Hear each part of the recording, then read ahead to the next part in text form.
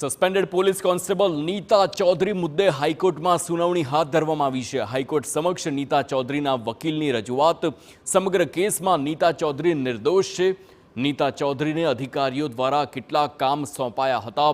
સોંપાયેલા કામ માટે જ નીતા ચૌધરી બુટલેગરના સંપર્કમાં હતા તેમ નીતા ચૌધરીના વકીલે જણાવ્યું છે। નીતા ચૌધરીના વકીલની રજૂઆત બાદ હાઈકોર્ટનું આકરું વલણ। તમારા વિરુદ્ધ ગંભીર આરોપ છે।